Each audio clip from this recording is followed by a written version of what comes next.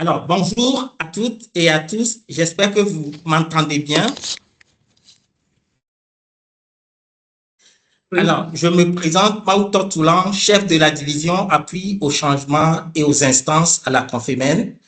Au nom de Monsieur le Secrétaire général, nous vous souhaitons la bienvenue à ce webinaire sur Imagine École. Donc, nous allons commencer dans quelques minutes.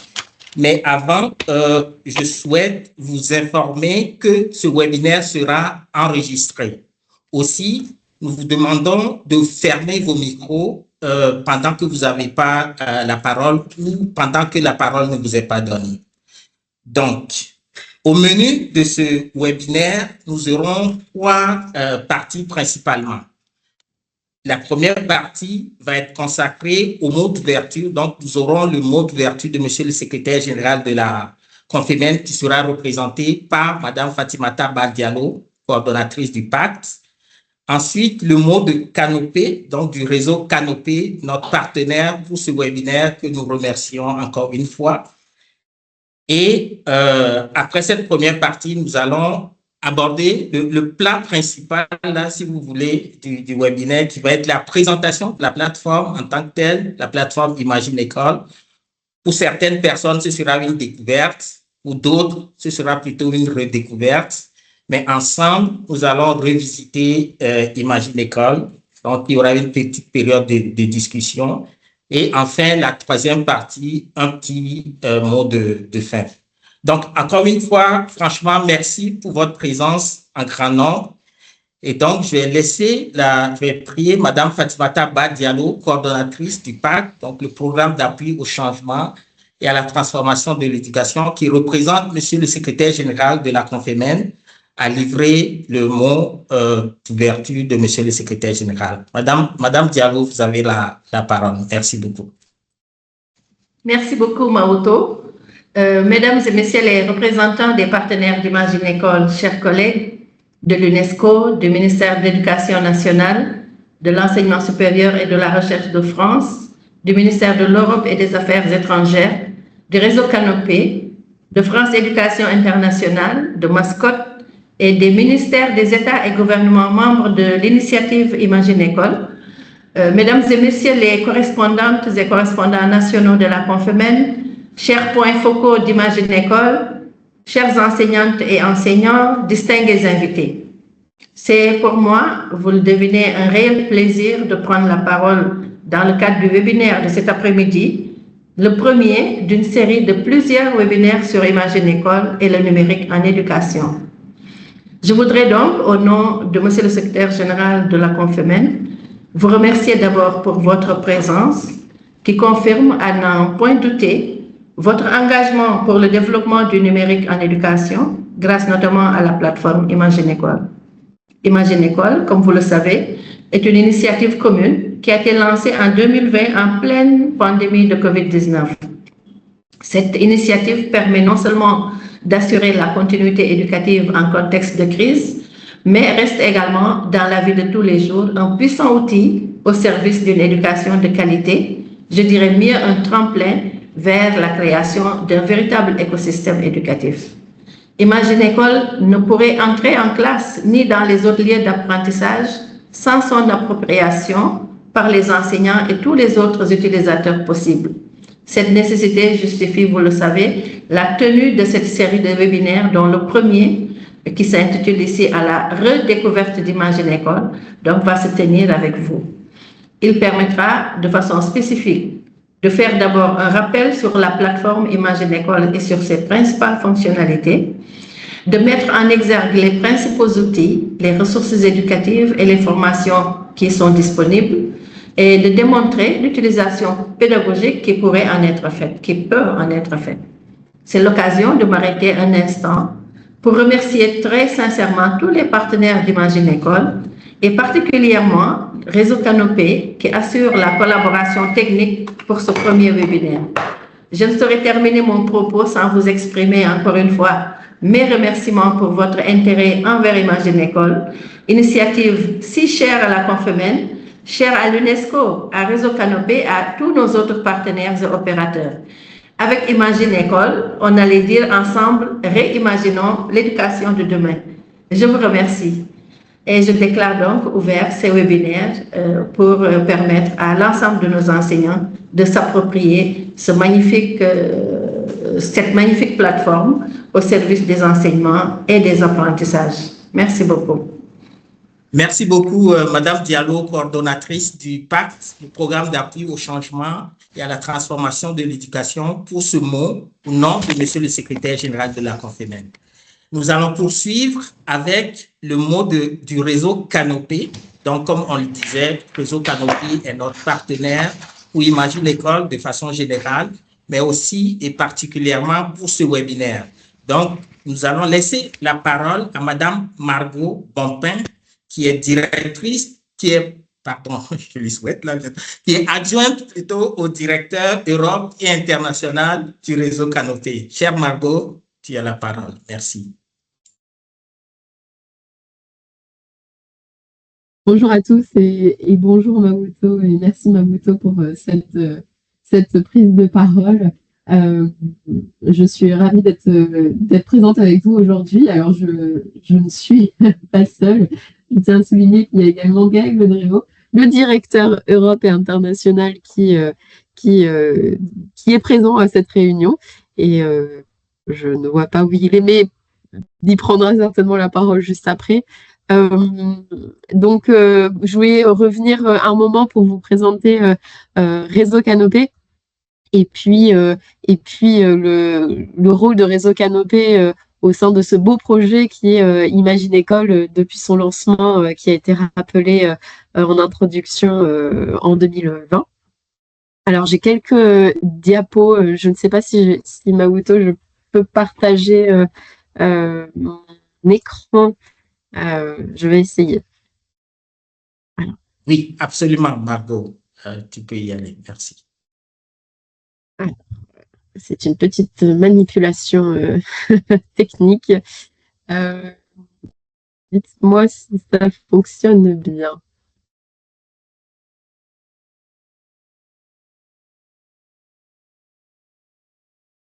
Alors, j'espère que vous voyez bien mon écran. Oui, ça fonctionne, Margot. Peut-être, voilà. Très bien. Merci. Alors, voilà, en quelques mots, simplement pour présenter ou représenter, pour ceux qui nous connaissent déjà, le réseau Canopé. Donc, Réseau Canopé est un organisme public. Nous sommes un opérateur du ministère de l'Éducation nationale et notre mission, c'est de former tout au long de la vie tous les enseignants, qu'ils soient du primaire ou du secondaire, et des formations notamment au numérique éducatif, mais pas que. Donc, nous nous appuyons sur une expertise de longue date. Je vous ai remis auparavant le logo CEREN, CNDP, CRDP. C'est que avant de devenir Réseau Canopé et avant de devenir un opérateur de la formation continue, nous étions l'opérateur en charge de la production des ressources pédagogiques du ministère de l'Éducation nationale. Et nous avons gardé toute cette expertise historique en ingénierie éditoriale, ingénierie pédagogique et ingénierie documentaire, ce qui nous permet de continuer aujourd'hui à produire des ressources pédagogiques au service de la formation continue. Notre approche est centrée sur l'utilisateur et elle est basée sur l'innovation qui, nous savons, ne cesse de se développer. Alors, notre activité nationale, nous la déployons également à l'international. Réseau Canopé est sollicité pour soutenir des réformes éducatives, former des enseignants et soit créer de nouvelles ressources pédagogiques, soit mettre à disposition ces ressources pédagogiques. Et c'est dans ce cas que Réseau Canopé a été sollicité pour intervenir, pour accompagner le déploiement du projet Imagine École aux côtés des différents partenaires qui ont été également cités en introduction.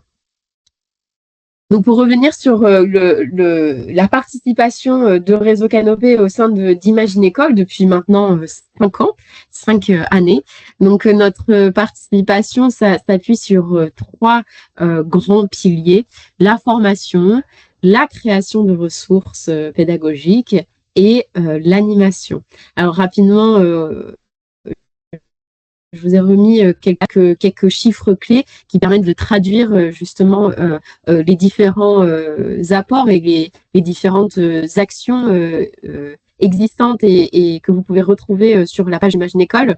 Donc tout d'abord, des formations massives. Vous voyez plus de 380 heures de formation en distanciel pour former les équipes nationales de chacun des pays membres d'Imagine École.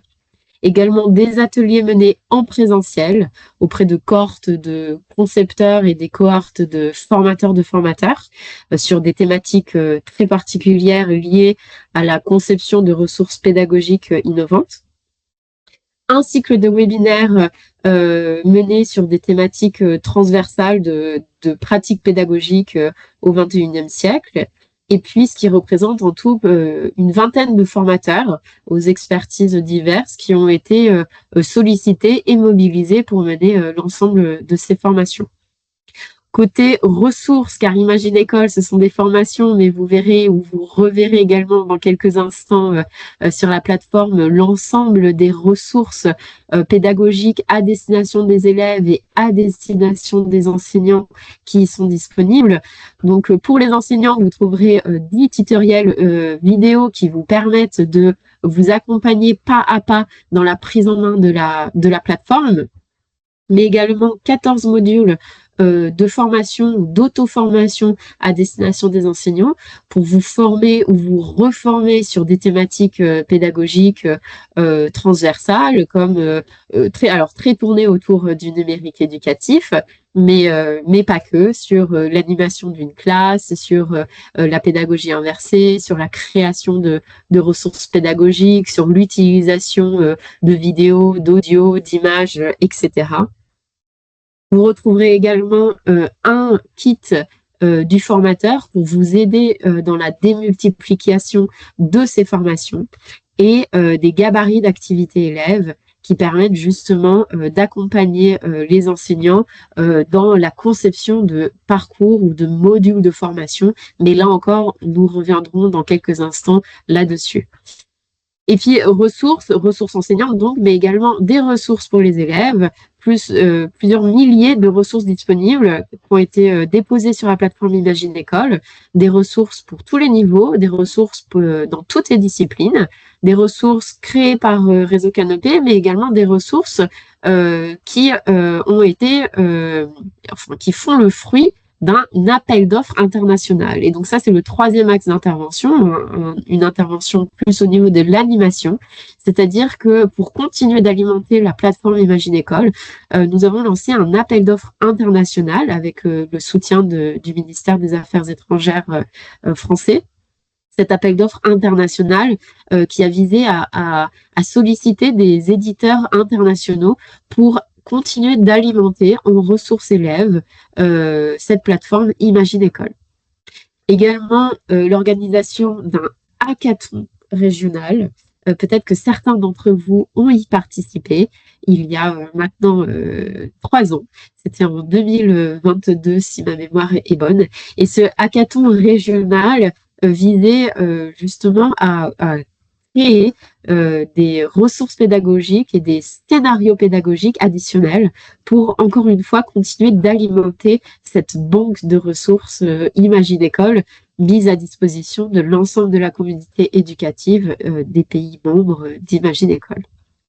Et puis, le dernier élément, c'est une page d'accueil Imagine École que vous allez voir très bientôt, qui permet de regrouper en un lieu unique l'ensemble des plateformes nationales, mais également la plateforme régionale d'Imagine École, également de partager des informations, des actualités, et puis de continuer à créer cette communauté Imagine École et de la faire vivre.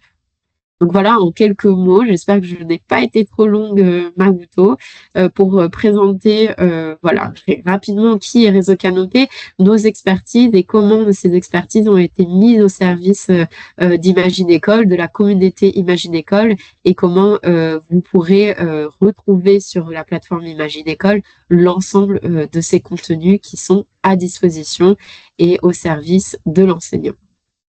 Peut-être, Gaël, si tu souhaites prendre la parole rapidement.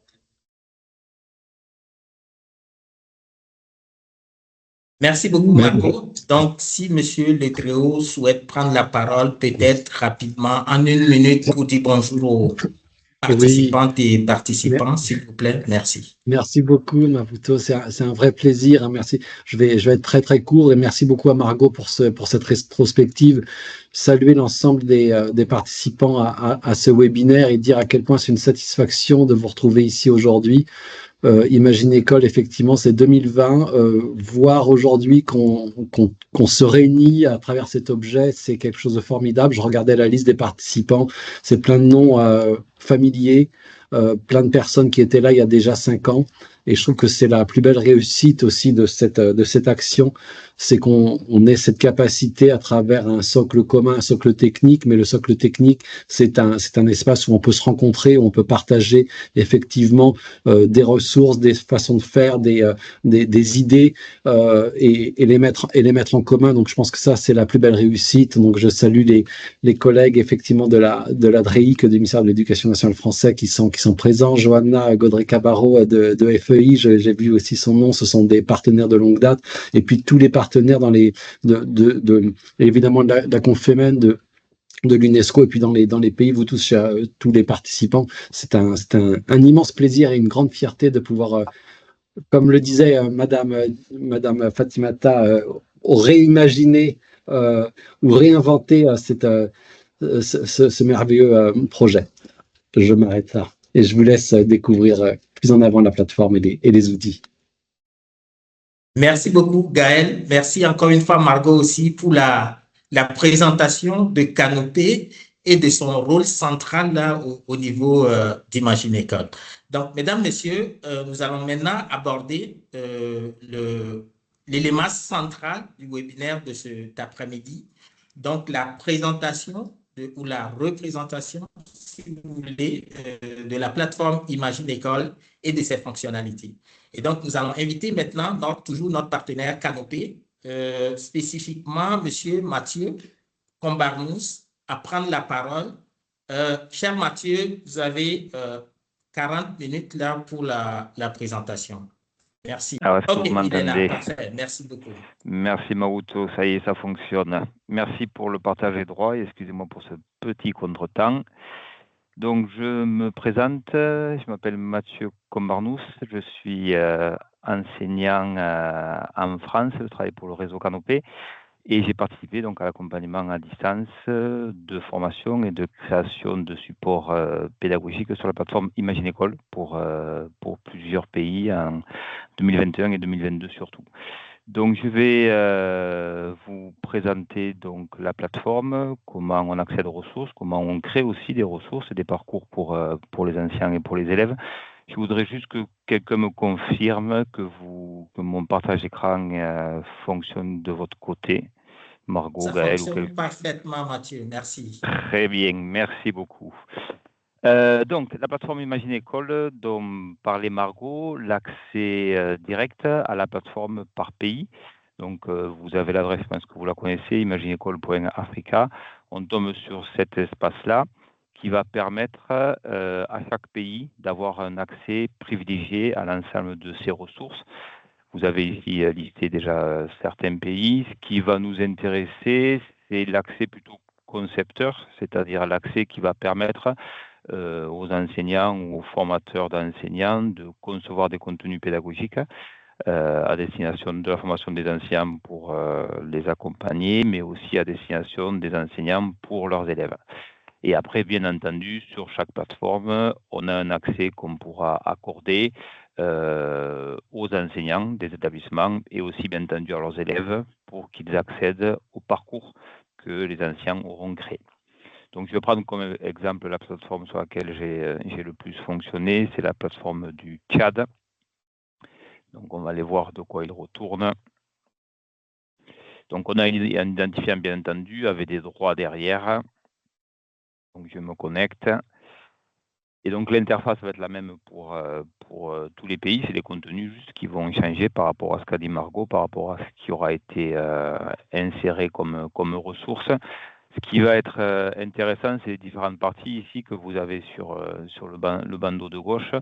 On aura une partie qui va permettre d'accéder à plusieurs types de ressources. On va aller voir la différence entre toutes ces différentes ressources. On va avoir une partie très intéressante pour nous, enseignants, qui va nous permettre, à partir de l'ensemble des ressources, de créer des parcours ou de créer des collections. On verra tout à l'heure la différence. On peut s'appuyer sur de l'existant, mais on peut aussi, bien entendu, créer des éléments qui sont davantage propres à nos classes et donc aussi à nos élèves. Et une partie administration qu'on ne rendra pas forcément aujourd'hui, mais qui va permettre d'inviter des enseignants au sein d'un établissement et de créer, bien entendu, des comptes élèves une fois que les ressources auront été créées. Donc, vous avez plusieurs bandeaux d'accès en termes de raccourcis ici, plusieurs informations relatives à la plateforme ici.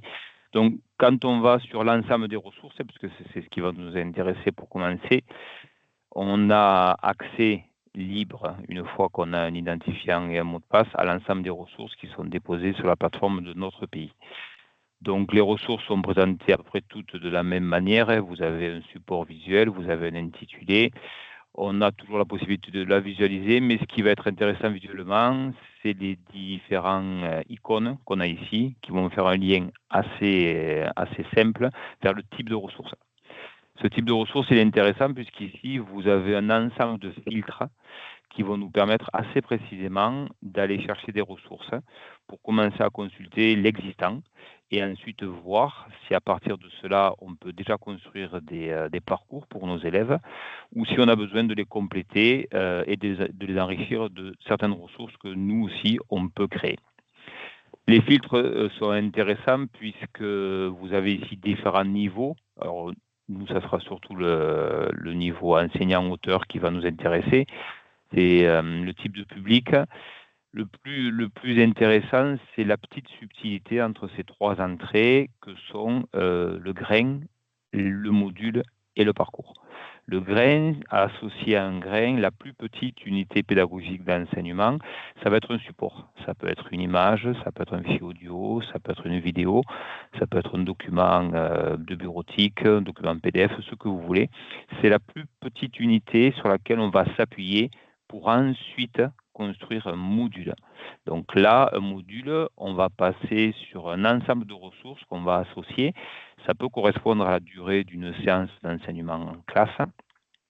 Et on va associer des grains entre eux, donc plusieurs types de fichiers qui vont apporter des ressources pour les élèves, auxquels on pourra aussi associer des types d'activités, des exercices en guise d'évaluation formative, par exemple, ou diagnostic, peu importe.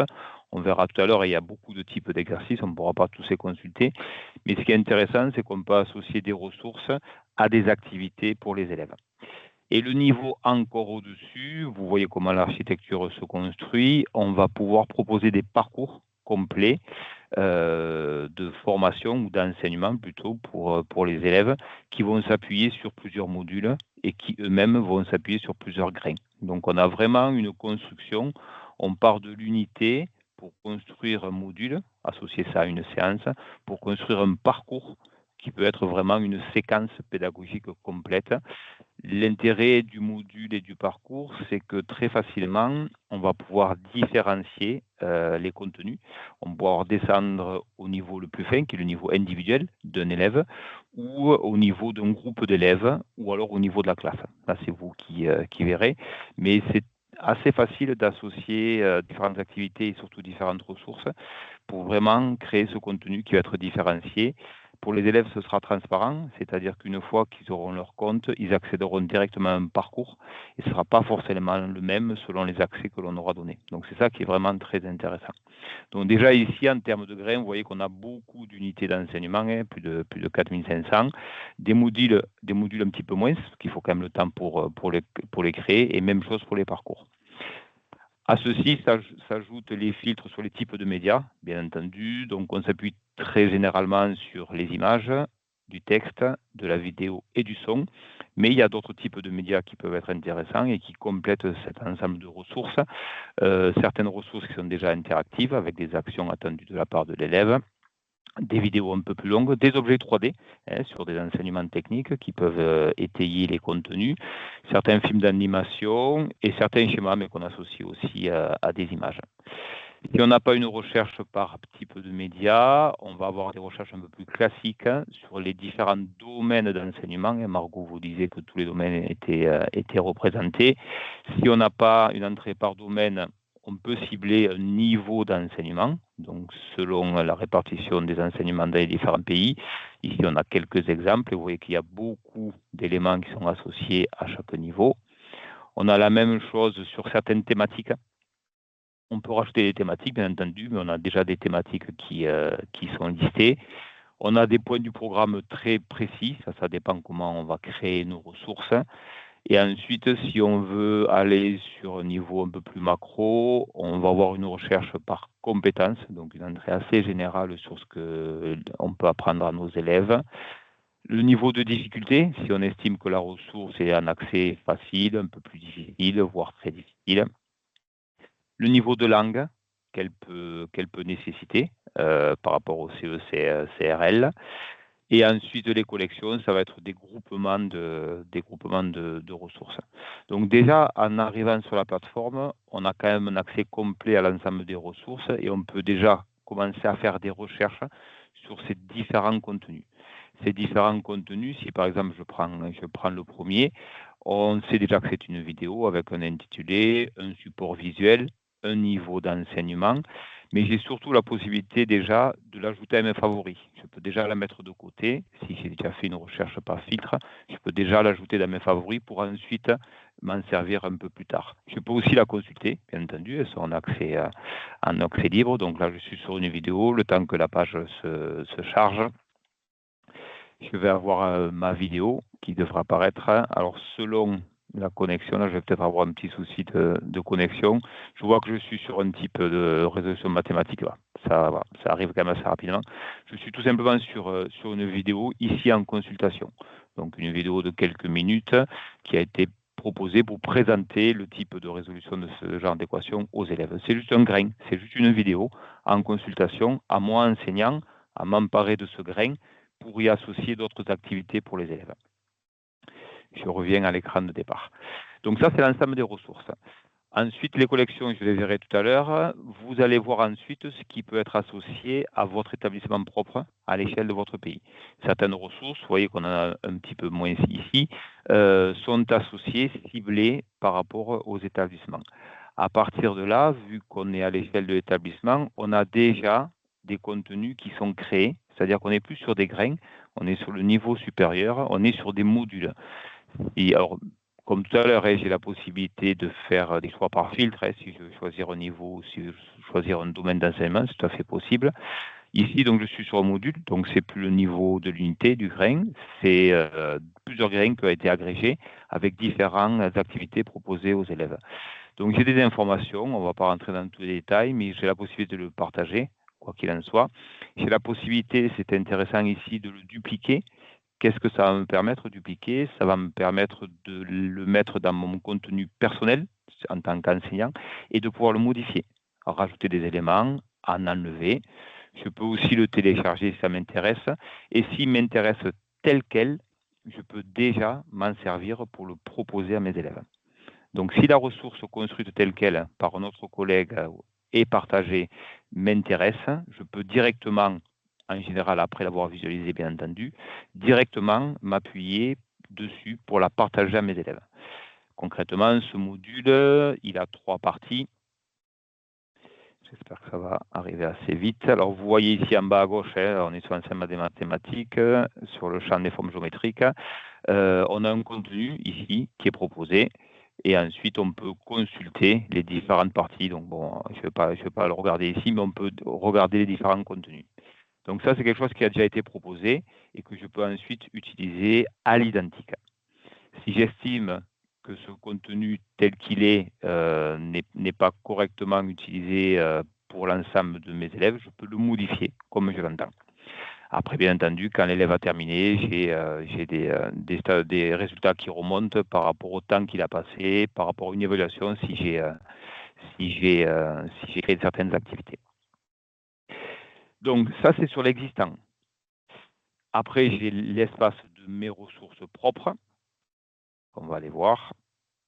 à chaque fois, on descend. Hein. On a le niveau national, on a le niveau d'établissement, on a son propre espace. Donc moi, dans mon espace, j'avais encore conservé quelques activités. Donc vous voyez que ce sont aussi des modules, c'est-à-dire des groupements de grains. Donc j'en ai plusieurs. Et je peux mettre dans mon espace autant de ressources que je veux pour les utiliser telles quelles ou pour les modifier par la suite. Même fonctionnement, si dans mes ressources, j'ai envie d'en avoir certains en favori, pour y avoir un accès un peu plus rapide, je peux tout à fait le faire en cochant l'étoile, mais ça, vous devez avoir l'habitude. Donc ça, c'est le premier espace, hein, espace de consultation de tout ce qui est proposé sur les plateformes nationales. Ce qui va être intéressant ensuite, ce sur quoi on a beaucoup travaillé avec les collègues à distance, en formation, c'est au-delà de tout ce qui est proposé sur la plateforme, comment moi, enseignant, je m'empare de l'ensemble de ces ressources pour créer du contenu qui va être adapté à mes enseignements en classe, pour l'ensemble de mes élèves, pour des groupes d'élèves ou individuellement. C'est-à-dire qu'on va reprendre la même chose.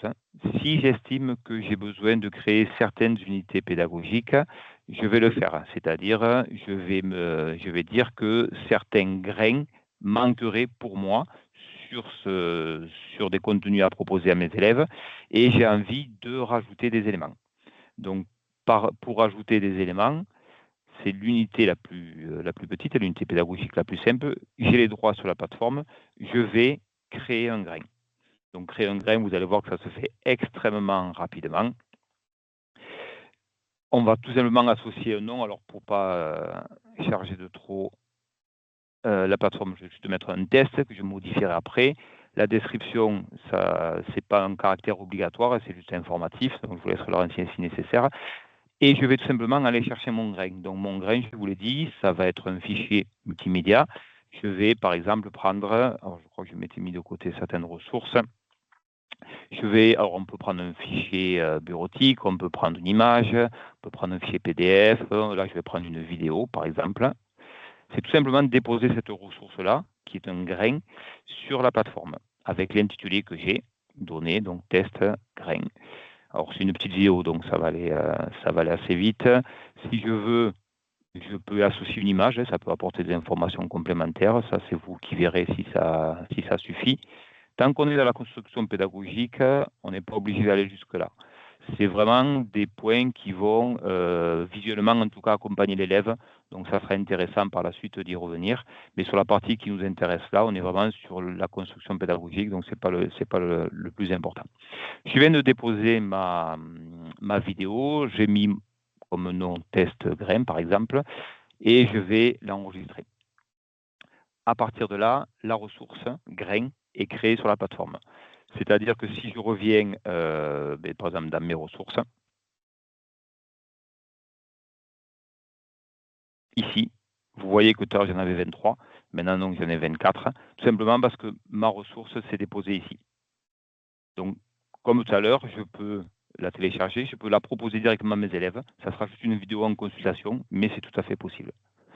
Donc, mon grain s'est déposé ici. Donc, de manière très simple, en important un fichier qui va servir de support pédagogique, je peux déjà créer une première unité d'apprentissage que mes élèves vont, là par contre, uniquement pouvoir consulter. On n'est pas encore dans des interactions, on n'est pas dans un suivi personnalisé comme un parcours, on est juste dans de la consultation.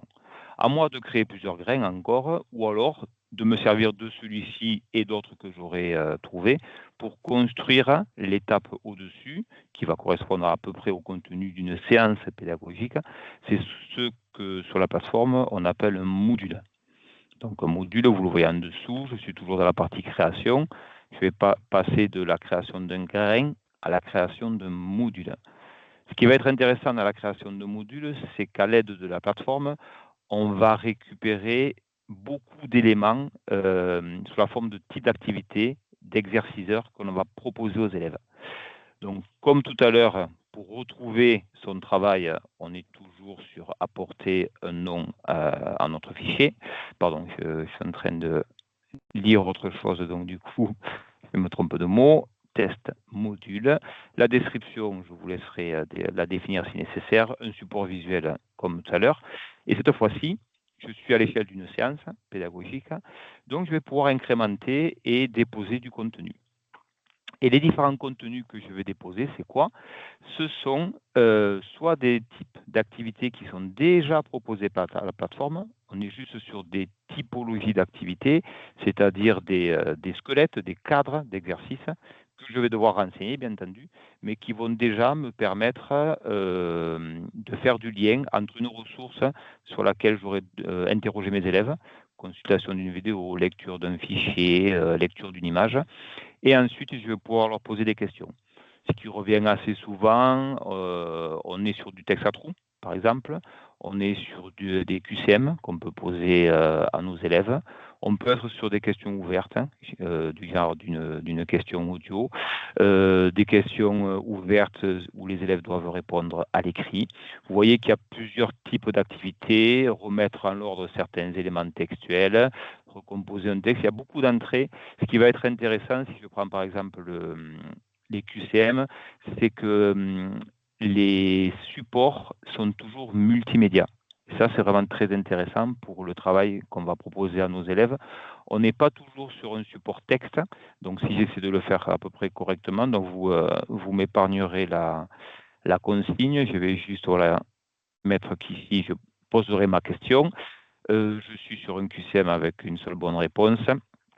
Je peux proposer plusieurs réponses à mes élèves. Je vais bien entendu déterminer celle qui sera la bonne. Et ensuite, je peux soit proposer des réponses, donc on va dire R1, R2, R3 par exemple, mais ça peut être aussi, les réponses peuvent être sous la forme de support image, comme les réponses peuvent être aussi sous la forme de fichiers audio. On n'est pas uniquement sur du texte. Et ce qui est vraiment intéressant sur la plateforme, c'est cette entrée multimédia qu'on va vraiment retrouver à plusieurs endroits. Donc, au-delà d'avoir uniquement du texte, on va vraiment basculer dans le cadre de l'apprentissage de la langue et de la consolidation de la pratique de la langue sur de l'aide visuelle par rapport à des images, sur de l'aide visuelle par rapport à des vidéos et sur de l'aide audio par rapport à des fichiers son. Donc, c'est vraiment une partie qui devient très intéressante quand on enrichit nos ressources numériques avec ces entrées autres que les entrées texte.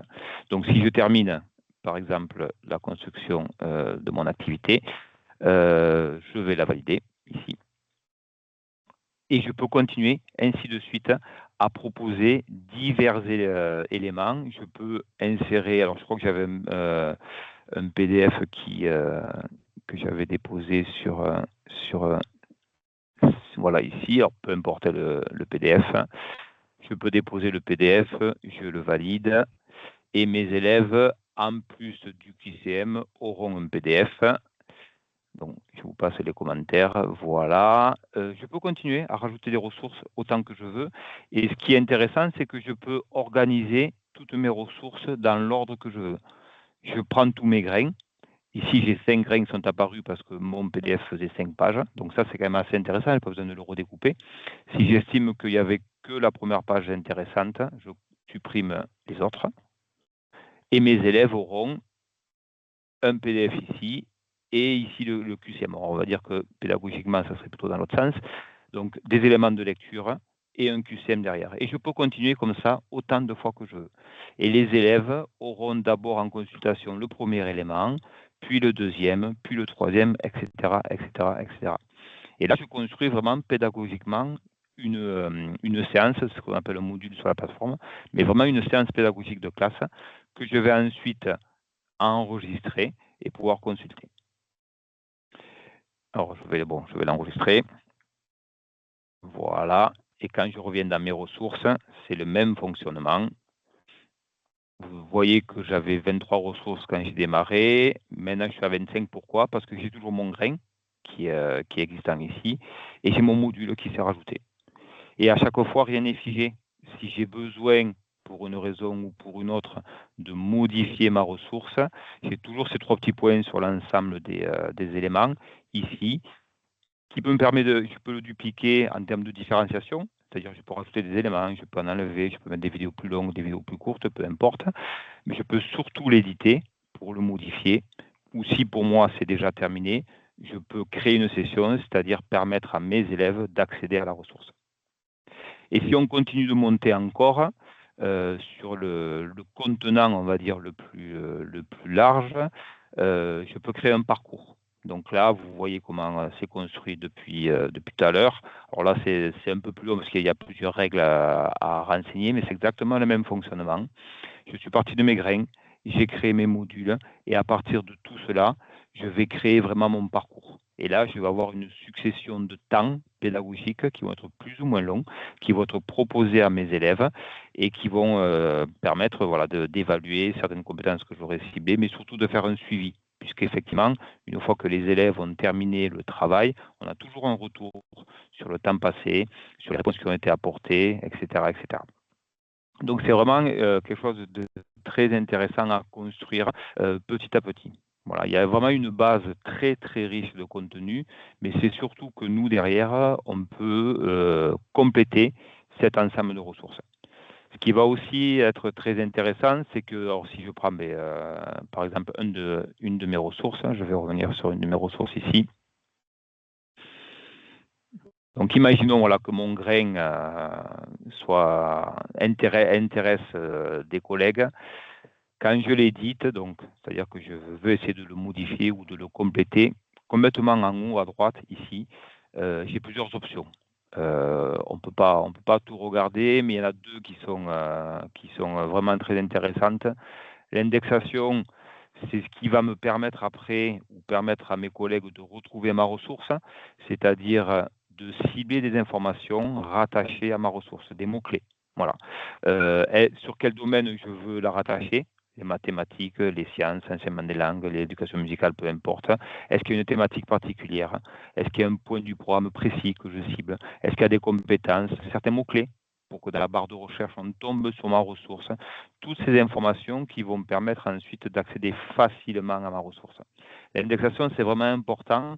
Plus elle est précise, plus on pense à la faire à chaque fois, plus tout le monde va vraiment gagner en temps pour chercher précisément ce qu'il est venu chercher sur la plateforme.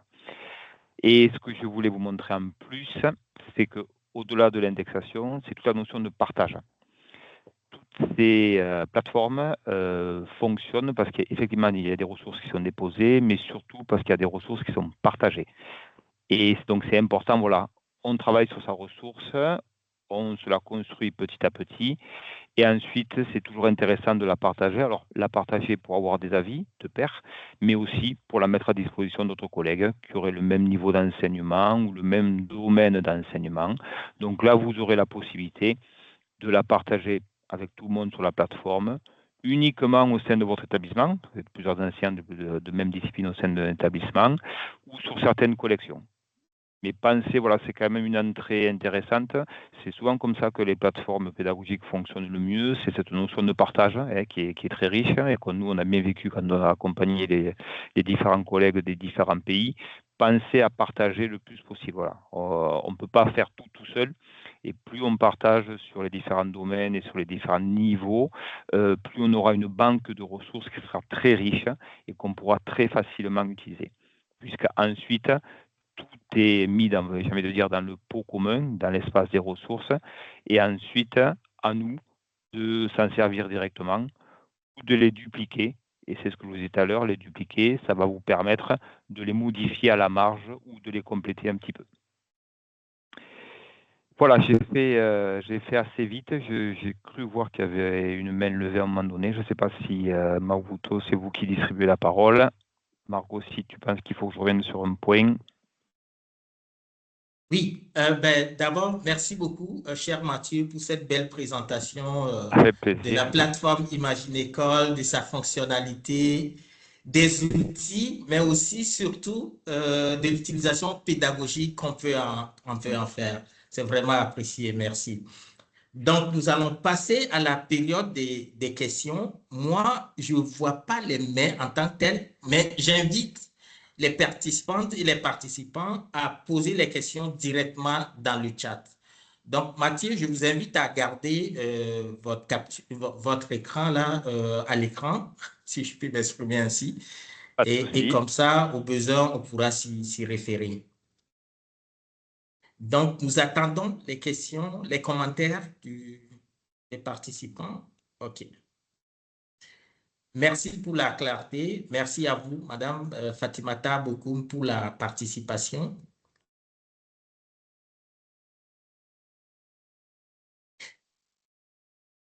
Mathieu, vous disiez que Oui. vous voyez une main tantôt, donc vous pourriez peut-être Alors autoriser non, cette main-là à poser. je l'ai vu pendant que je parlais, Maoto, mais OK. là, je pense qu'il n'y en a pas de levée, c'était pendant la présentation. Donc, n'hésitez pas, OK, je parfait. sais pas si par le chat, il n'y a aucun souci. Là, j'ai le je ne chat vois pas de sous les yeux. réaction. Je pense que vous avez été un peu trop clair là même. Il n'y a pas J'espère à la que tout le monde limite là. tout le monde m'a compris, j'espère surtout À la limite. Alors, que j'ai pas le même accent que Margot. OK. Monsieur Lamine Danfa qui dit que c'était très clair. Donc, merci à vous, Monsieur Lamine, pour la participation. J'espère que je vous ai démontré que déjà d'un point de vue technique, c'était facile de créer du contenu. Je pense que c'est vraiment ça qui est très important. Quand on démarre sur une plateforme numérique en ligne, on est souvent gêné par le côté technique. Et là, je pense que c'est assez rassurant. Voilà, moi, ça fait un petit moment que je la manipule, mais honnêtement, créer du contenu, c'est très facile, surtout qu'il y a beaucoup d'existants.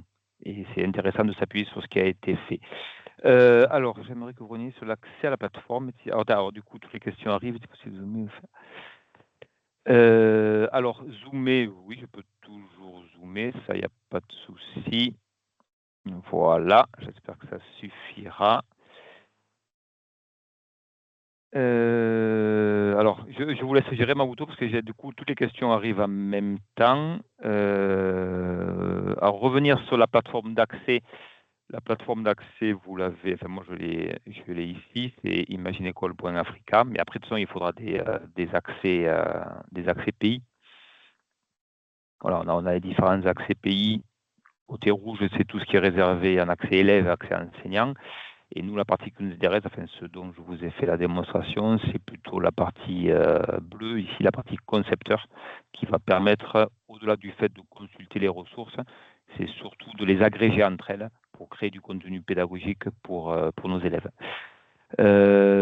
Junior, il y a une question-réponse, s'il vous plaît. Oui, aussi. Mathieu, si tu permets, si vous Oui. permettez juste 2 secondes. Bien sûr, Donc, bien sûr. Madame Pauline Laure, votre question par rapport à l'accès à la plateforme, on espère que vous avez eu la réponse. Et donc, Mathieu, on peut continuer. Il y avait une question de Madame Fatimata Badialou qui demandait si c'est possible de zoomer ou de faire augmenter les polices. OK, je parfait. pense que je vais La question suivante de Monsieur Fiac ou de Madame Fiac, j'espère que je n'écorche pas le nom.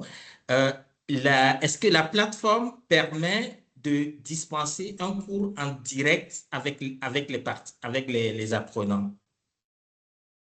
Alors, en direct, j'ai envie de vous dire oui, c'est-à-dire qu'une fois que vous avez créé la ressource, les élèves peuvent y accéder en direct, effectivement. Donc, c'est-à-dire qu'ils consultent les activités que vous leur proposez et donc vous êtes avec eux en train de les accompagner sur ce qui est proposé. Donc oui, sur le fond, c'est tout à fait possible. C'est pas uniquement, c'est du numérique.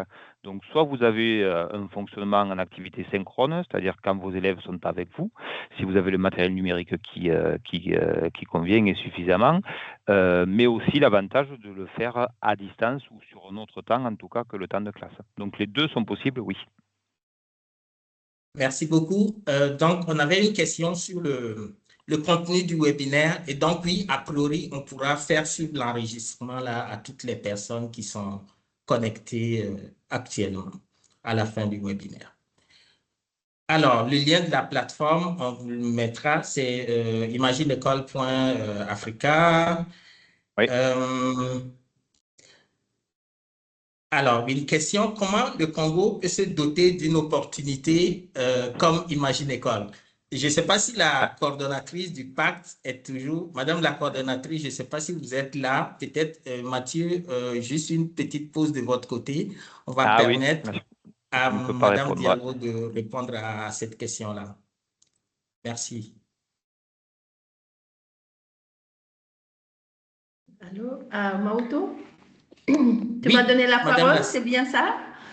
Oui, s'il vous plaît, Madame Diallo, on avait une question par rapport à Imagine École. Donc, comment le Congo peut se doter d'une opportunité comme Imagine École. Donc, comment, je traduis un peu la question là, comment, parce qu'on a 11 pays qui font partie de Imagine École qu'on voit à l'écran présentement.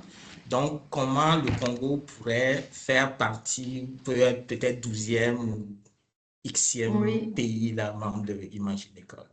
Oui, je pense qu'on pourra en échanger à l'interne parce que ça peut faire partie d'un programme d'appel à manifestation d'intérêt pour Imagine École. Et s'il y a les possibilités en termes de ressources pour accompagner ou pour intégrer le Congo, je pense qu'on pourrait en discuter avec les autorités internes et je crois bien que l'idéal pour la Confémen, c'est d'aller en élargissant justement les opportunités à l'ensemble de ces États et gouvernements membres, notamment les pays d'Afrique subsaharienne francophone.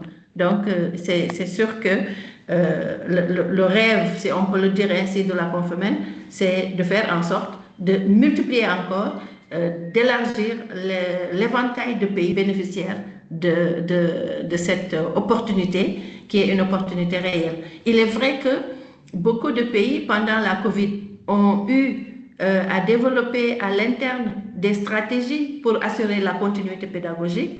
L'idéal pour nous, c'est que l'Imagine École soit un cadre fédérateur de l'existant au niveau des pays et en même temps permettre de rebondir pour continuer à aider à renforcer les capacités des enseignants pour établir, comme le secrétaire général le dit toujours, le numérique non pas seulement comme une opportunité ponctuelle, mais comme faisant partie intégrante d'un véritable écosystème éducatif et permettant aussi d'être l'outil, l'intrant majeur d'amélioration de la qualité des enseignements et des apprentissages en mettant à la disposition des enseignants le maximum de ressources éducatives possibles.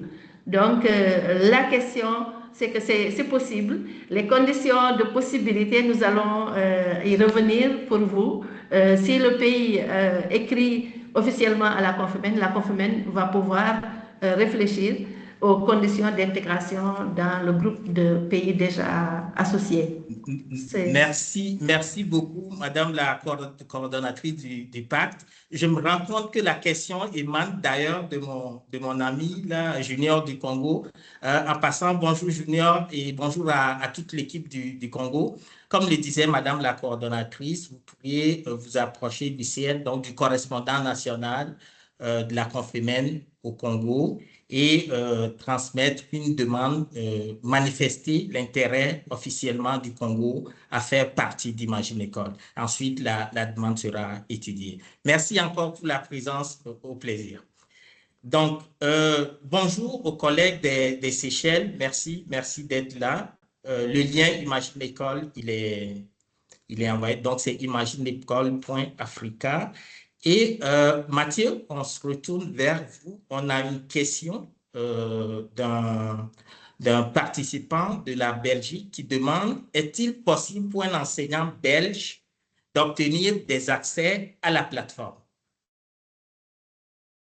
Alors, écoutez, d'un point de vue technique, pour moi, rien ne l'empêche, mais après, c'est savoir jusqu'à qui on ouvre les accès. Donc là, ça serait plutôt à la DEI à répondre. C'est pas forcément à moi à répondre. Je ne sais pas si Margot, tu es par là ou si quelqu'un d'autre est par là. Normalement, ah ben voilà, elle est là. Je suis là, oui, Mathieu. Eh ben, je pense que en fait, tout simplement, Maoto, c'est le même cas que pour le Congo. Donc, nous, on opère, on a un opérateur, on participe au déploiement d'Imagine École, mais par rapport à ce que la Confémen, effectivement, souhaite ouvrir et disposer de ce dispositif. Donc, je laisserai plutôt à la Confémen s'exprimer sur ce point-là. Tout à fait. Bien, merci, Margot. Et donc, comme on se le disait, les pays ou les États et gouvernements membres de la Confémen peuvent manifester un intérêt à faire partie d'Imagine École. Donc, cette manifestation d'intérêt sera étudiée. Par contre, au niveau de la plateforme, il y a quand même des ressources qui sont accessibles à tout le monde. Au-delà des ressources spécifiques pays, il y a un volet régional de la plateforme là, qui est accessible et à la limite qui peut être utilisé là. Évidemment, on n'a pas tous les accès possibles. On ne peut pas se créer un identifiant et avoir une page à soi en tant que telle, mais au moins, il y a des ressources qui sont générales et qui peuvent être consultées et utilisées. Même si on a des participants là, qui ne viennent pas spécifiquement des 11 pays imaginés. Donc, je ne sais pas si ça répond à la question. Donc, au besoin, là, vous pourriez nous écrire, je vais vous mettre dans le chat l'adresse Confemen en tant que telle, confemen@confemen.org, si vous voulez plus de détails là, concernant ces éléments-là. Donc, la prochaine question rejoint un peu les questions auxquelles on répond actuellement. Les ressources partagées peuvent-elles être partagées en pays? Évidemment, comme on se le disait, il y a des données qui sont des ressources qui sont générales, mais il y a aussi des ressources qui sont vraiment spécifiques à chaque pays. Et nous, au niveau de la Confemen, en tout cas au niveau des pays qui sont membres d'Imagine École, on encourage même le partage des ressources entre pays. On a même développé un projet de travail collaboratif entre pays. On aura l'occasion de vous en parler lors de prochains webinaires. Donc, je ne vais pas aller au-delà, mais ce sera l'occasion. Je vois d'ailleurs ma coordonnatrice qui lève la main. Donc, je laisse la parole à Mme Fatimata Badialo, coordonnatrice du pacte. Merci. Merci beaucoup, Maoto. Pour ce qui est du partage des ressources entre pays, en tout cas pour ce qui concerne les pays qui sont déjà dans le lot de pays projets qui sont dans le projet, qui bénéficient de l'initiative, la Confemen a même mis en place une option de travail collaboratif entre enseignants, des expériences de travail collaboratif qui se sont bien déroulées, qui ont permis à des enseignants d'utiliser les ressources et de travailler ensemble autour de fiches pédagogiques, notamment en mathématiques, et nous comptons poursuivre cette initiative d'ailleurs avec l'appui de Canopé. Mais Maoto, j'avais vu une autre question de notre correspondant national du Burkina. Si c'est bien M. Bamogo, je pense que c'est lui, à moins que ce ne soit quelqu'un d'autre, qui demandait si on peut connaître ou comment peut-on connaître le point focal de Imagine École dans son pays.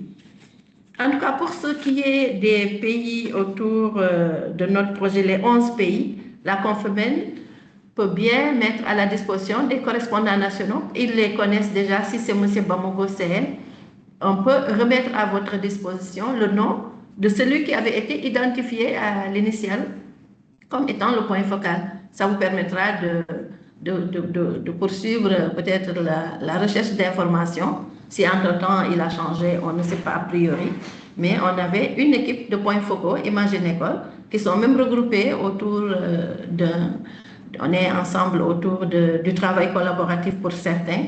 Pour les autres, on peut établir la liste et donner à chaque correspondant national, au besoin, le nom de son point focal pays.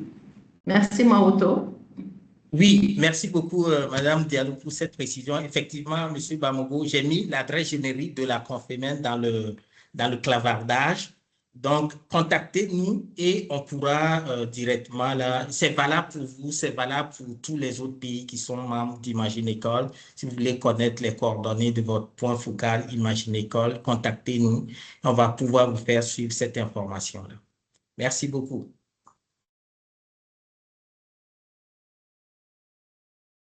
Alors, en attendant qu'on ait d'autres questions, on salue les collègues du Cameroun aussi qui sont présents. Alors, on a une question de M. Samarou qui est de savoir si Imagine École peut fonctionner sans connexion Internet. Donc, Mathieu, je ne sais pas si tu es toujours avec nous, je vais te laisser la main sur cette question. Je suis là. Donc, bon, pour créer la ressource de votre côté enseignant ou accéder à de l'existant, il faut forcément une connexion Internet. Après le partage auprès des élèves, il faudra aussi voilà, une connexion sur un point d'accès sur votre établissement. Il faut que la ressource, à minima, soit déposée sur un point qui soit accessible au périphérique ou en tout cas à l'outil que l'élève utilisera pour y accéder.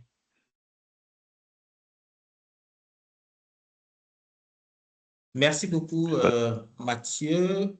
Là, on n'a pas, à moins que je déroule un peu trop rapidement, il n'y a pas d'autres questions pour le moment. En tout cas, j'en vois pas pour le moment. Il y a une main levée, Maouto, excusez-moi. Oui. Ok, moi je vois la main, malheureusement. Donc, Mathieu, s'il vous plaît, vous pourriez peut-être donner Alors, la c'est possibilité. Aruna Endao, c'est vous qui avez levé la main.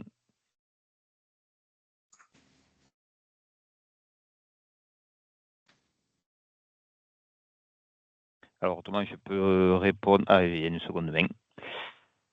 Et il y a une Oui. troisième. Écoutez, Je m'excuse, Mathieu. Avec les mains, c'est un peu difficile. Donc, s'il vous plaît, on vous encourage fortement à poser vos questions directement dans le chat, dans le clavardage, s'il vous plaît. Ce serait plus simple comme ça. En attendant, on a une question, Mathieu. Peut-on oui, voir je la vois. plateforme côté élève-enseignant? Donc, il y a Madame Cornès qui souhaiterait là qu'on revienne un tout petit peu sur la plateforme, qu'on Alors, regarde côté je vais élève et dézoomer un tout petit peu. Côté apprenant, on va avoir accès à ce qui nous aura été partagé par l'enseignant en termes de contenu. On est sur la même interface. Vous voyez qu'on a toujours un bandeau avec les ressources ici. Par contre, on a moins d'informations sur la colonne de gauche, puisqu'on n'a que accès à des ressources. Côté élève, on ne peut pas créer des ressources. Donc, on a des collections qui nous sont proposées et dans ces collections, elles sont ici. Donc là, c'est déjà renseigné pour le côté apprenant au niveau du Tchad. On a l'ensemble des ressources qui sont proposées. Alors là, ici, on est sur des enseignements par niveau. Par exemple, si je vais sur le niveau 3e, pour les élèves du Tchad, j'ai deux entrées, donc j'ai l'ensemble des ressources, ce qui n'est pas forcément le plus intéressant, mais j'ai surtout ici deux onglets supplémentaires, un onglet par thème et un onglet par type de ressources. Donc, par exemple, sur le niveau 3e, si je cherche des ressources, je ne sais pas, en SVT par exemple, je peux aller voir l'ensemble des ressources qui sont proposées pour les élèves. Donc, toutes ces ressources sont proposées. Vous voyez que par rapport à tout à l'heure, on n'est pas sur des grains, c'est-à-dire qu'on n'est pas uniquement sur un type de média à uniquement consulter. On est directement sur des modules, c'est-à-dire des grains, mais aussi des activités qui sont proposées en lien avec la consultation de ces ressources. Vous voyez qu'on a plusieurs parties sur, bon, je ne suis pas spécialiste de l'agression microbienne, mais bon, il y a quand même des modules qui ont été constitués avec une chronologie dans l'apprentissage. On en a, je n'aurais pas dû prendre SVT, mais bon, peu importe, on en a sur, ici, j'ai uniquement des grains, un objet 3D, représentation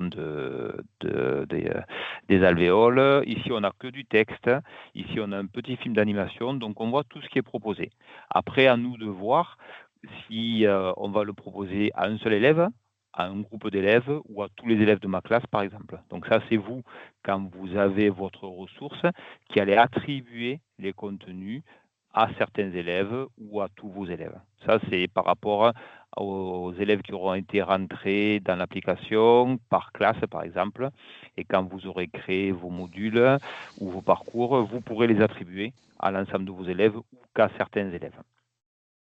Donc ça, c'est le côté apprenant. Alors moi, j'ai un accès apprenant qui est, je pense, assez large, qui n'est pas un élève de 3e, de CM2 ou de notre niveau. Donc j'ai une entrée quand même assez large. Mais un seul apprenant aurait accès à moins de ressources, bien entendu. Donc ça, c'est pour répondre à Mélanie, je crois.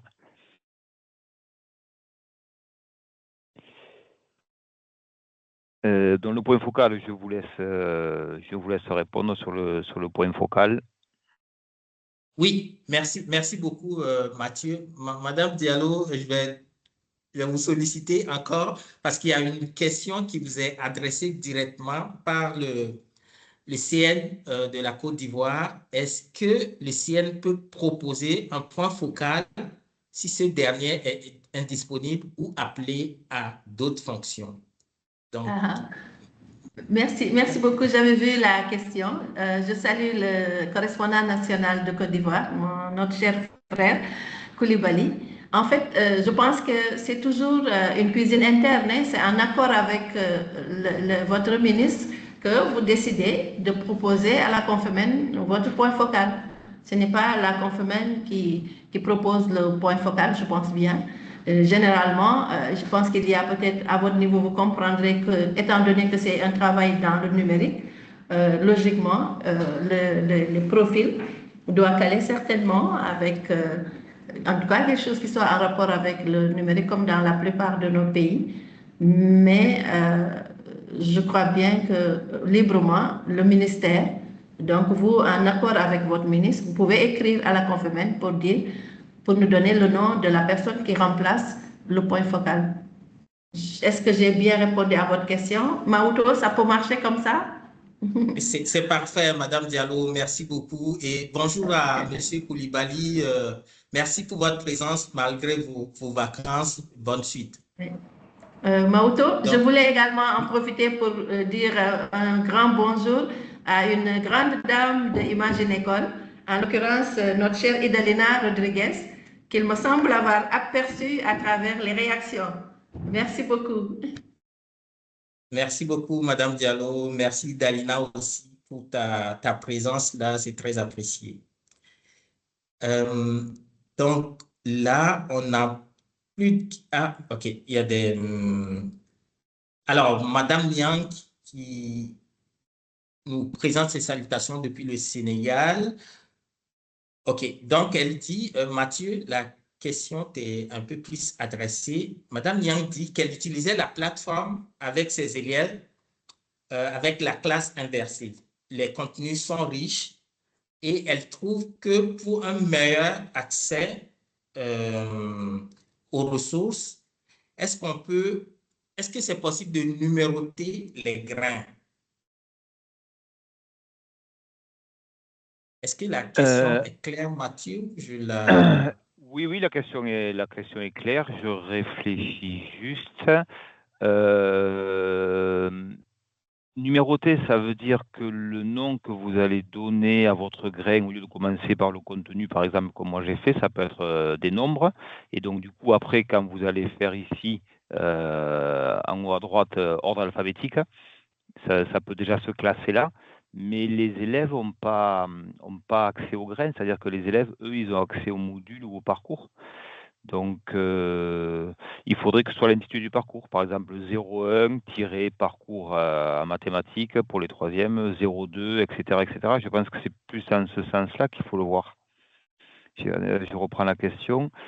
Je pense que c'est ça, hein, c'est qu'une fois que vous avez créé votre ressource, excusez-moi, que vous avez créé votre ressource parcours et que vous la proposez à vos élèves, il faut la nommer en commençant par des chiffres. J'imagine que ça sera le plus simple. Et les élèves ensuite, avec un ordre alphabétique, du coup, ça sera plus simple de les retrouver. Je pense que c'est ça. Ou si la personne veut compléter, parce que pour que les élèves ne retrouvent pas tout, c'est qu'ils ont accès à quand même à pas mal de ressources. Donc après, il se pose aussi la question de la durée de vie des ressources qu'on propose sur une période donnée. Est-ce que tout ce qu'on a construit pour nos élèves, ça doit rester pendant toute l'année sur la plateforme, que quelques mois, que quelques semaines? Il y a aussi ça à interroger, savoir si au bout d'un moment on ne les supprime pas pour justement en proposer d'autres. Mais les numérotés, oui, c'est l'intitulé de votre fichier qui commencera par des nombres plutôt que par des lettres. Je pense que c'est la solution, en tout cas, que moi j'utiliserai si je devais répondre à ce problème. Merci beaucoup, Mathieu, et merci vraiment, monsieur ou madame Niang, d'utiliser la plateforme. Alors, on a une question par rapport aux formations décentralisées dans les pays. Mathieu, je pense que c'est un peu plus dans notre cours, là, au niveau de la Confémen, ce qui pourrait favoriser une maîtrise plus approfondie de la plateforme. C'est une option que nous étudions. Si cela se confirme, là, on ne manquera pas de vous informer. Mais en attendant, on vous propose cette série de webinaires qui est quand même assez intéressante là, pour commencer. Et on verra là, selon nos possibilités, si on pourrait continuer avec des formations pays plus approfondies et plus spécifiques. Voilà, merci beaucoup. Alors, Mathieu, il y a une question par rapport aux ressources en langue étrangère. Alors, c'est ce que je Est-ce qu'il y a regardais des en même ressources en temps. langue Donc, étrangère? de toute façon, vous voyez mon écran. Bon, vous avez le français langue seconde, quoi qu'il en soit, en tant que langue étrangère. Il y a un accès, il y a une entrée en tout cas, langue vivante, qui est proposée. Donc on peut déjà, vous voyez qu'il y a énormément de choses. J'en profite d'avoir cet écran partagé pour insister sur la qualité des mots-clés que vous allez définir pour caractériser vos ressources. Vous voyez qu'on peut avoir mathématiques ici, écrit en minuscule cycle 4, et on peut avoir mathématiques écrit de plusieurs manières. C'est vraiment très important de prendre la même nomenclature pour tous les contenus, pour vraiment s'y retrouver très précisément. Parce que là, voilà, on a mathématiques en capital, mathématiques en minuscule, alors qu'on est sur le même domaine d'enseignement. Donc, les ressources, en fait, vous trouverez, donc ici, j'ai des ressources, donc j'ai tapé langue étrangère, je suis tombé sur de l'anglais uniquement, voilà, uniquement d'anglais. Mais après, c'est toutes les ressources que vous allez déposer et ensuite partager ou non. Donc, s'il y a une utilité à ce qu'il y ait des ressources dans une autre langue que le français, l'anglais ici ou autre, c'est vous qui déposez des grains en termes de support vidéo, texte, audio ou image et qui ensuite les partagez ou non. Et si vous les partagez, ils seront accessibles dans le moteur de recherche sous l'intitulé très large langue étrangère. Mais là, uniquement, on n'a que 6 ressources en anglais, alors qu'en français, on en a énormément. Mais techniquement, c'est vous qui déposez les ressources. Donc, si vous déposez des ressources dans une autre langue, la réponse, c'est oui.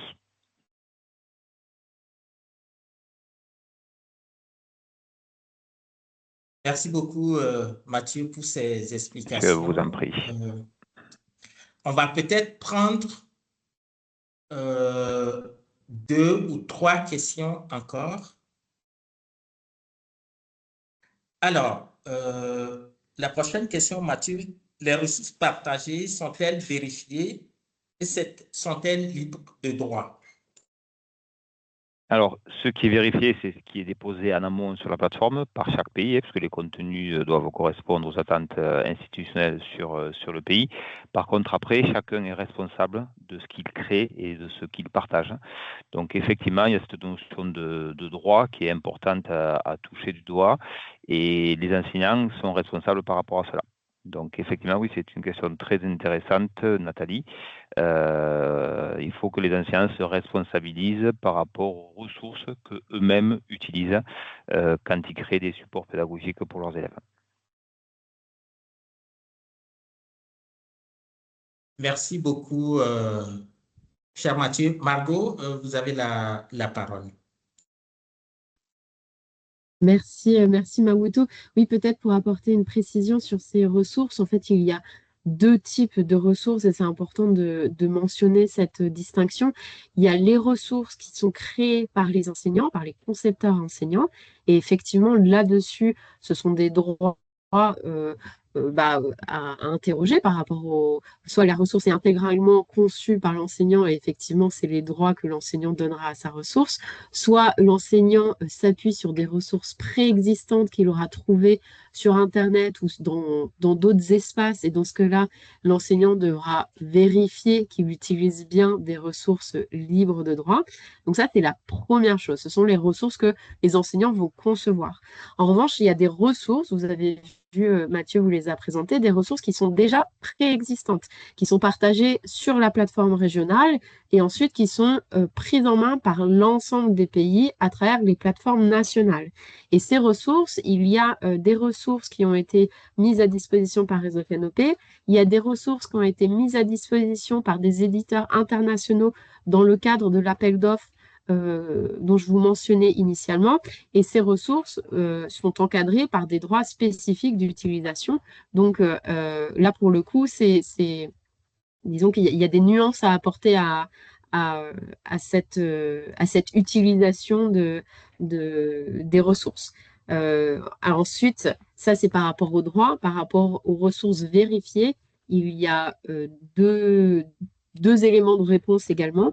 C'est-à-dire que tout d'abord, les ressources mises à disposition sur la plateforme régionale ont toutes été revues par un comité composé de membres des équipes pays d'Imagine École.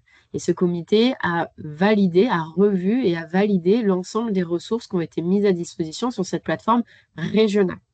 Ensuite, sur les plateformes nationales, dont l'objectif est vraiment de s'approprier les ressources régionales et de les faire rentrer dans les curricula nationaux. Donc, au niveau des plateformes nationales, les ressources qui sont créées par les enseignants concepteurs, il y a un circuit de validation et ça, ce circuit de validation est propre à chaque pays. Chaque pays met en place, avec les équipes du ministère, avec les référents Imagine École, met en place son propre circuit de validation des ressources pédagogiques qui sont conçues.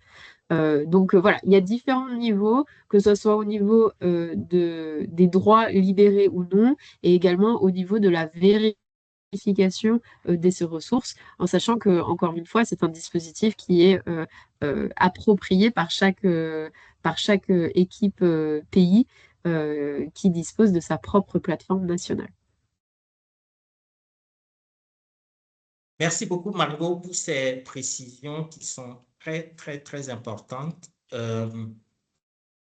Nous avons un commentaire du Burundi. Donc, Monsieur le CN, nous vous saluons. Monsieur le CN mentionne que l'exigence de la connexion Internet peut être un obstacle pour certains pays. Oui, a priori, mais de plus en plus, on remarque que quasiment tous les pays sont de plus en plus connectés. Effectivement, il y a des efforts qui restent à faire à ce niveau-là, mais tranquillement, la connexion est de plus en plus accessible et ce qui permet justement un meilleur accès à Imagine École aussi. Mais on reconnaît là effectivement que ça peut être un obstacle. Alors, on va peut-être prendre une dernière question et ensuite passer au mot de la fin.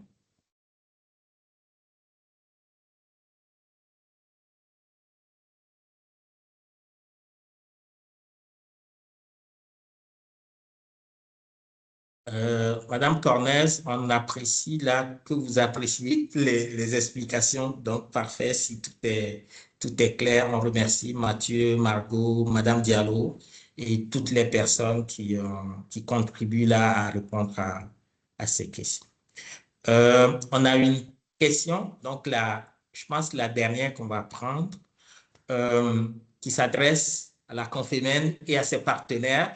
N'oubliez pas, avec Imagine École, on n'est pas seul. Alors, la question, c'est de savoir si on envisage des ressources pour le lycée. Donc, je vais peut-être laisser Madame la coordonnatrice du pacte répondre à cette question-là. Madame Diallo, s'il vous plaît. Oui, je pense que M. Combarnos, c'est ça, aurait répondu directement, hein, parce que je pense qu'il n'y a pas que des ressources pour l'élémentaire, pour le primaire, il y a aussi des ressources pour le niveau collège et lycée. Ce qu'on a envisagé, par contre, c'est comment faire en sorte d'avoir des ressources pour le préscolaire. Monsieur Combarnos, vous pourriez peut-être compléter ma réaction, mais je pense bien que c'était ça. Merci. Alors, effectivement, vous le voyez sur l'écran que je partage, dans le niveau, et ce qui rejoint aussi voilà, la recherche par filtre et l'indexation, hein, quand on crée ou qu'on conçoit des ressources ou des modules, on va renseigner des niveaux d'enseignement. Et donc, effectivement, pour répondre à Lou, la collègue, excusez-moi, j'ai pas eu le temps de voir le prénom, on a des ressources proposées pour des niveaux d'enseignement au lycée. Vous avez ici la terminale, ici la seconde et ici la première, qui sont en volume quasiment égal aux enseignements au niveau du collège. Donc effectivement, on a déjà des ressources sur des niveaux d'enseignement, si on va voir, sur des niveaux d'enseignement du lycée. Donc avec des entrées qui sont déjà sur d'autres intitulés. On est sur des grains, comme tout à l'heure, hein, vous voyez que c'est différents grains ici en tout cas, mais j'ai aussi des modules, comme je dois aussi avoir des parcours. Si je fais une recherche par filtre, j'ai des unités d'enseignement, donc des supports pédagogiques tout près, mais j'ai aussi déjà des modules construits pour accompagner mes élèves. Si par exemple je fais une recherche de modules en terminale, j'en ai déjà quand même presque plus d'une centaine et sur différentes entrées. Vous le voyez ici spécifié, on est bien sur un niveau secondaire, sur un enseignement terminal, dans différents domaines d'enseignement. Donc la réponse c'est oui. Merci beaucoup, Mathieu. Merci aussi, Madame Diallo. Effectivement, mesdames et messieurs les participants, vous avez vu qu'on a quelques ressources pour le lycée.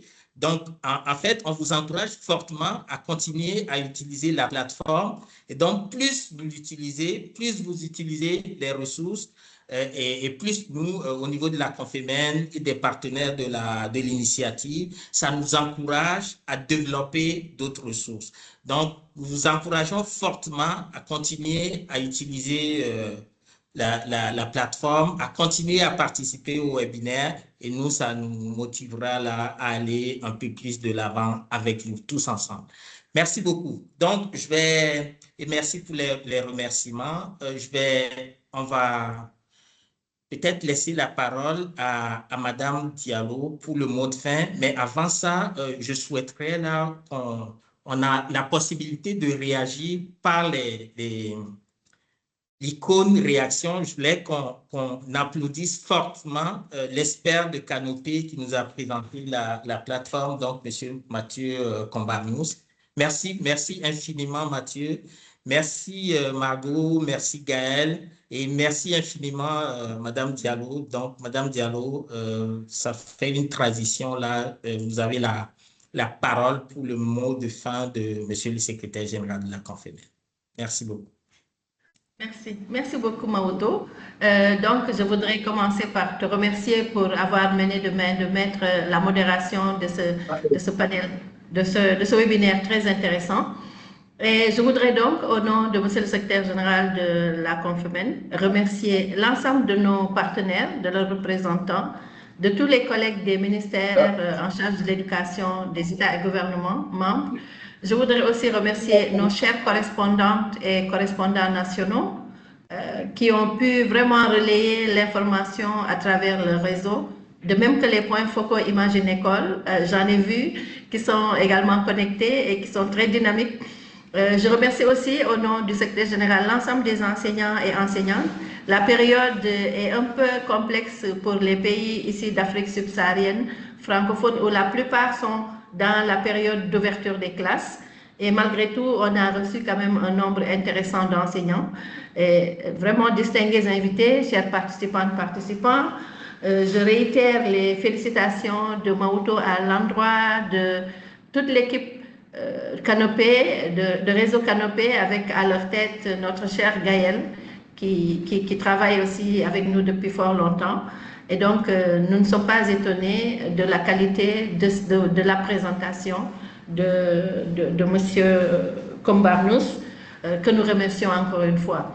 Donc, au terme de ce premier webinaire sur Imagine École, nous espérons qu'il a répondu à vos attentes et nous vous remercions sincèrement pour votre présence et surtout pour la qualité des réactions, des questions qui ont été posées dans le chat et qui révèlent encore une fois tout l'intérêt accordé à l'initiative Imagine École, mais aussi à la pertinence de Imagine École au regard de la pertinence des questions posées. Avant de vous dire donc au revoir et de vous convier encore à un autre webinaire mercredi prochain, permettez-moi de réitérer nos remerciements à l'ensemble de nos partenaires, les ministères en charge de l'éducation de France, le ministère de l'Europe et des Affaires étrangères, le réseau Canopé. Son bel accompagnement technique ne date pas d'aujourd'hui avec la Confemen. Nous remercions aussi celle à qui j'ai fait référence tout à l'heure, la grande, notre chère Idalina Rodriguez, qui avait démarré le travail avec l'UNESCO et qui a également été présente sur tous les fronts d'Imagine École. Nous vous remercions pour votre présence et l'ensemble des partenaires d'Imagine École sont ici remerciés. Nous vous remercions tous ceux qui sont en train d'envoyer des messages de satisfaction dans le chat. La Confemen vous réitère son engagement à accompagner les enseignants parce que pour la Confemen, les enseignants, la cible enseignante, constitue le moteur principal de la transformation de l'éducation. Et cela, nous l'avions dit haut et fort lors de notre rencontre parallèle au sommet sur la transformation de l'éducation. Donc, merci encore une fois à tous pour votre présence. Merci à Maoto et à toute l'équipe de la Confemen qui a appuyé, qui a accompagné et qui va continuer à accompagner pour toute la suite de webinaires qui vont avoir lieu et qui vont permettre à la Confemen d'atteindre un de ses objectifs, à savoir renforcer les capacités de ses enseignants pour que nous puissions avoir des systèmes éducatifs de qualité à l'ère du numérique aujourd'hui, qu'il faut utiliser avec, sans complexe, avec détermination, en identifiant tous les aspects qu'il faut voir tant au plan positif que les aspects peut-être qui pourraient être considérés peut-être comme négatifs, mais dans tous les cas, comme je le dis toujours, le numérique n'est pas une option. On n'est plus à l'ère où on dit on choisit de le faire ou de ne pas le faire. Je pense qu'on est à l'ère où on va dire comment utiliser toutes nos compétences, tout ce qu'il y a de meilleur en nous pour pouvoir utiliser avec la meilleure intelligence qui est le numérique au service de l'éducation. Donc, comme dit toujours le secrétaire général de la Confemen, ensemble, réinventons l'éducation de demain. Je dis merci à vous tous et à mercredi prochain pour un autre webinaire tout aussi important et utile.